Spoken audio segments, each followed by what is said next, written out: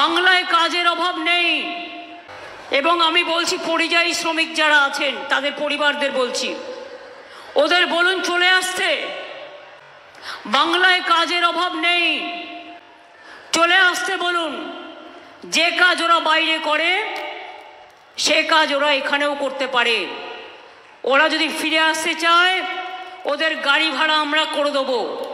ওরা যদি ফিরে আসতে চায় ওদের রেশন কার্ড করে দেবো। ওরা যদি ফিরে আসতে চায় ওদের স্বাস্থ্যসাথী কার্ড করে দেবো। ওরা যদি ফিরে আসতে চায় আমরা ওদের কর্মশ্রী প্রকল্পে ইমিডিয়েট জয়েন করাবো, জব কার্ড তৈরি করে।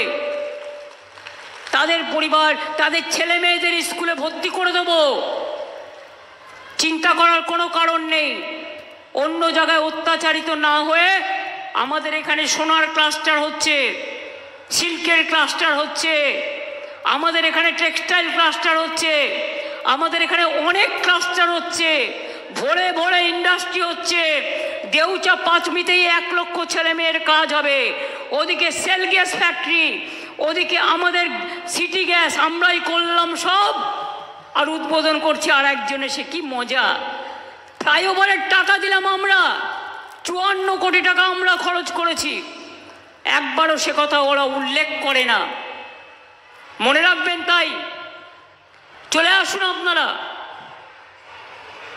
আপনারা জানেন রামপুরহাট পৃথক জেলা হয়েছে, নতুন মেডিকেল কলেজ হচ্ছে, সাঁইথিয়াতে হোমিওপ্যাথিক মেডিকেল কলেজ, একডালাতে নতুন মেডিকেল কলেজ পিপিপি মডেলে গড়ে তোলা হচ্ছে, মাল্টি সুপার স্পেশালিটি হাসপাতাল, Suri, Bolpur, Rampurhat government medical college